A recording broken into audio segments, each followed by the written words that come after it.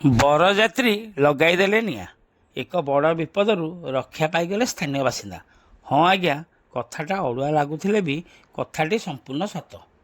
ଗତକାଲି ଗୁରୁବାର ରାତି ପ୍ରାୟ 11ଟା ପରେ ଏକ ବରଯାତ୍ରୀ ବିରାଟ ପଟୁଆରେ ଶତାଧିକ ବରଯାତ୍ରୀଙ୍କୁ ନେଇ ଡିଜେ ବଜାଇ ଧୁମ୍ଧାମ୍ରେ ଖଣ୍ଡପଡ଼ା ସହରସ୍ଥିତ ବଢ଼େଇ ସାହି ଦେଇ ଯାଉଥିବା ବେଳେ ବହୁ ମାତ୍ରାରେ ବାଣ ମଧ୍ୟ ଫୁଟାଉଥିଲେ ଏବଂ ସେହି ବାଣ ଲଗାଇବା ଦ୍ୱାରା ନିକଟରେ ଥିବା 2ଟି ନଡ଼ିଆ ଗଛ ସମ୍ପୂର୍ଣ୍ଣ ଜଳିବାକୁ ଲାଗିଲା, ଯାହା ଦେଖି ସ୍ଥାନୀୟ ବାସିନ୍ଦାମାନେ ଖଣ୍ଡପଡ଼ା ଥାନାକୁ ଖବର ଦେଲେ। ଖଣ୍ଡପଡ଼ା ଥାନା ସେଠାରେ ପହଞ୍ଚି ବରଯାତ୍ରୀଙ୍କୁ ତାଗିଦ କରିବା ପରେ ସେମାନଙ୍କୁ ସେଠାରୁ ବିଦା କରିଥିଲା। ଏହାପରେ ଖଣ୍ଡପଡ଼ା ଅଗ୍ନିଶମ ବିଭାଗକୁ ସ୍ଥାନୀୟ ଲୋକମାନେ ଖବର ଦେଇଥିଲେ।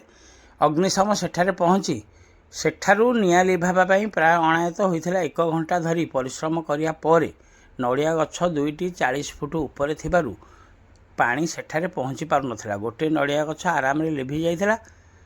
ଅନ୍ୟ ଗଛଟିରୁ ନିଆଁ ଲିଭାଇବା ପାଇଁ ଲାଇଟ୍ କାଟିବାକୁ ଆବଶ୍ୟକ ପଡ଼ିଥିଲା। ତେଣୁ ସ୍ଥାନୀୟ ଲୋକମାନେ ଖଣ୍ଡପଡ଼ା ଟିପିସିଏଲ୍ ବିଭାଗକୁ ଖବର ଦେବାରୁ ସେ ଖଣ୍ଡପଡ଼ାକୁ କିଛି ସମୟ ପାଇଁ ଅନ୍ଧାର କରିଥିଲେ।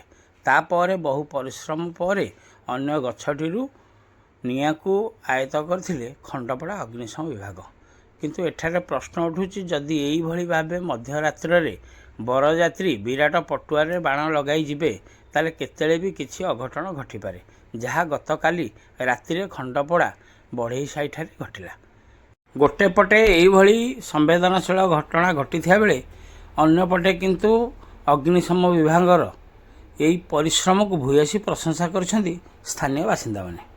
ଅନ୍ୟପକ୍ଷରେ ଦେଖିବାକୁ ଗଲେ ଏହି ସାହିର ରାସ୍ତା ପାର୍ଶ୍ୱରେ ଚାଳ ଘର ଥିବାରୁ ଯଦି କିଛି ନିଆଁ ସେଠାରେ ପଡ଼ିଥାନ୍ତା ତାହେଲେ ପରିସ୍ଥିତି ଅଲଗା ପ୍ରକାର ହୋଇଥାନ୍ତା ବୋଲି ସ୍ଥାନୀୟ ବାସିନ୍ଦାମାନଙ୍କ ମଧ୍ୟରେ ପ୍ରକାଶ ପାଇଛି।